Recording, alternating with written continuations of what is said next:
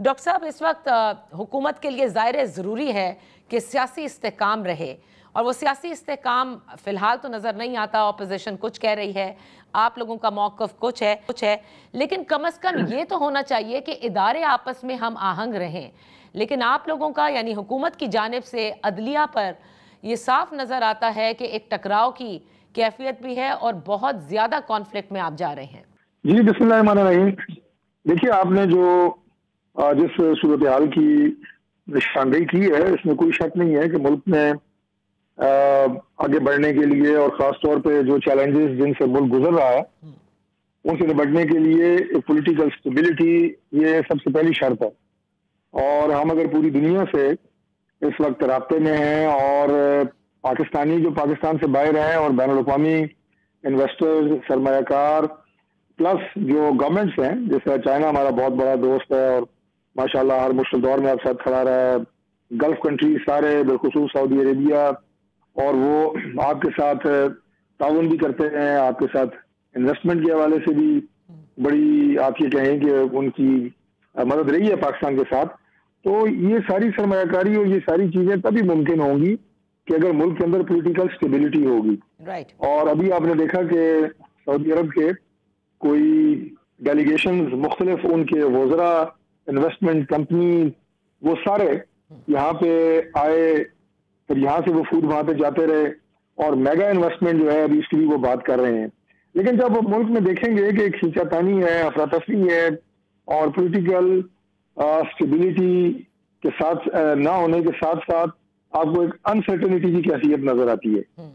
ये हमारे उन तमाम दोस्तों को और अपने तमाम पाकिस्तानियों को जो जैसे मैंने अर्ज की पाकिस्तान से बाहर हैं, उनके लिए ये सजा जो है ये कोई अच्छी सजा नहीं है।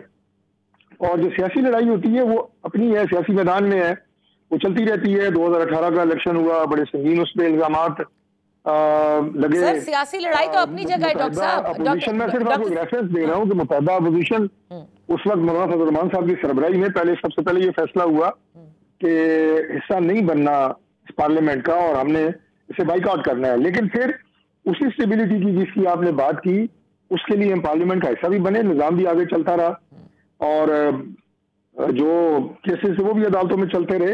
इस वक्त भी जरूरत इसी बात की है कि जहां मुल्क की बात हो, जहां पे पाकिस्तान को आगे लेके जाने की बात हो, वहां पे हम सब इकट्ठे हों और बाकी जो आपस में सियासी रसाकशी है वो रहनी चाहिए। जमहूरियत का हुसन है, उसमें तो कोई मुज़ायका नहीं है। नहीं, लेकिन डॉक्टर साहब इस वक्त तो आप और तफरीक जो है वो इतनी ज्यादा नहीं होनी चाहिए जिससे मुल्क को नुकसान पहुंचे। लेकिन दूसरा नुकसान तो और पहुंचेगा ना, कि जिस तरह से हुकूमत इस वक्त अदलिया के साथ महाजराई में है। मैं यही तो कह रही हूँ कि सियासी इस्तेकाम लाने के लिए वो अलग लड़ाई है आप लोगों की, लेकिन जो इस वक्त इदारों के साथ चल रहा है, यानी हुकूमत कुछ कह रही है, पार्लियामेंट कहता है कि जी हमारा इस्तेहकाक है, और डायरेक्टली आप पर तनकीद भी यही है कि अदलिया के फैसलों पर मबनी अगर पार्लियामान कानून साजी करेगा तो जाहिर है इसे और क्या कहेंगे कि आप अदलिया के साथ इस वक्त कन्फ्रंटेशन में जा रहे हैं।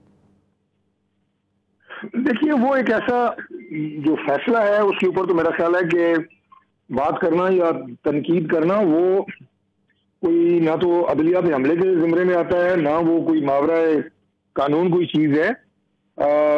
जजेस की बात नहीं हो रही होती है, हमेशा फैसलों की बात हो रही होती है और उन पर आप यकीनन तनकीद कर सकते हैं।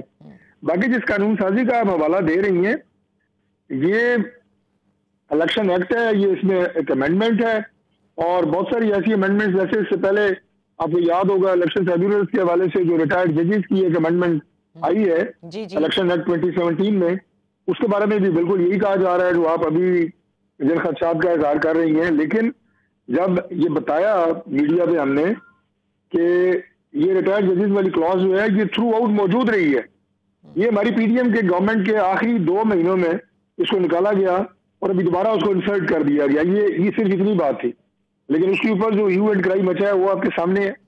और इस फैसले के ऊपर भी बड़ी क्लैरिटी इसमें है कि आप अगर आजाद हैसियत से इलेक्शन जीते हैं तो आपके पास 3 दिन है, उसमें आपने पॉलिटिकल पार्टी ज्वाइन करनी है, बजरिया एक हलफनामा ज्वाइन करनी है और वो इररिवोकेबल होगा, यानी नाकाबिल तनसीख होगा। आप उसे ये नहीं हो सकता कि आप हर 6 महीने बाद आप नया स्टाम्प पेपर लेके इलेक्शन कमीशन पहुंच जाएंगे, मैं फलां पार्टी में जा रहा हूँ, मैं फलां पार्टी में जा रहा हूँ, ये आप नहीं कर सकते।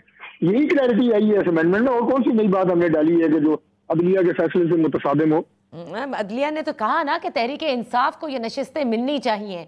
आप रिव्यू में भी गए हैं, लेकिन साथ ही आपने कानून और उसका भी रेट्रोस्पेक्टिवली आप इत्तलाक कर रहे हैं, तो यकीनन आप अदलिया को मैसेज दे रहे हैं ना कि हम आपके फैसले पर अमल दरामद नहीं करेंगे, हमें आपका फैसला पसंद नहीं आया।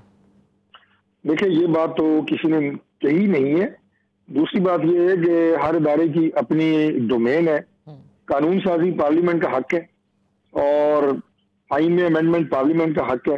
जिस आइन के तहत आज सुप्रीम कोर्ट और बाकी दीगर इदारे चल रहे हैं, उस आइन की खालिक जो है वो पार्लियामेंट है। तो इसलिए पार्लियामेंट एक सुप्रीम इदारा है। मैं नहीं समझता कि यहाँ पे होने वाली हर कानून साजी को मुतनाज़ा बनाना कोई मुनासिब बात है। और ये चीजें इससे पहले इलेक्शन एक्ट में मौजूद थी, उनमें सिर्फ एक क्लैरिटी आई है। और दूसरा, जिस फैसले की बात आप कर रही हैं, उसका अगर आप इख्तिलाफी नोट जो 2 जजेस ने दिया है, अगर आप वो पढ़ें तो आपको बिल्कुल वाज़ेह हो जाएगा कि जिस आइन की मैं बात कर रहा हूँ, उनकी शिकों को सुप्रीम कोर्ट के फैसले में रीराइट किया गया है। मतलब 2 जजेस का इख्तिलाफी नोट कैसे बाहरी हो सकता है? कैसे बाहरी हो सकता है? उस पूरी बेंच पर पार्लियामेंटी पार्टी के खिलाफ देता है, वोट भी नहीं काउंट होगा, बंदा भी डिस्क्वालीफाई हो जाएगा। तो ये आइन में कहीं लिखा है? डॉक्टर साहब, मुझे एक बात बताइए ना कि अक्सरियती फैसले का आप जिक्र रहे, आप उनसे नाला हैं, ठीक है, आपका हक है कि फैसले के ऊपर आप तनकीद कर सकते हैं, रिव्यू में जा सकते हैं, लेकिन अक़लती फैसला जो आया है, यानी जो इख्तिलाफी नोट है, उसको हुकूमत ये नहीं कह सकती ना कि you can't propagate that and से कि दिस इज इट और यही सही है। I am not at all propagating that. मुझे भी पता है कि वो एक इख्तिलाफी नोट जो है वो 2 जजेस पर मुश्तमिल है। मैं नहीं कह रहा कि वो फैसले की हैसियत रखता है।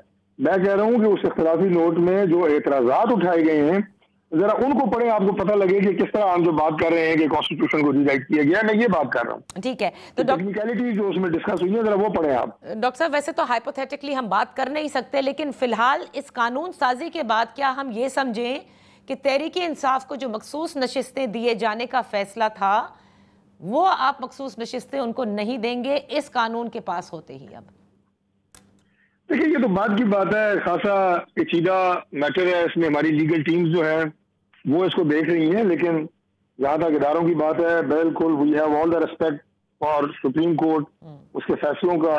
और ना हम चाहते हैं कि इदारों की आपस में कोई तनाव वाली कैफियत हो, क्योंकि उसका अल्टीमेट नुकसान सिस्टम को होता है और मुल्क को होता है।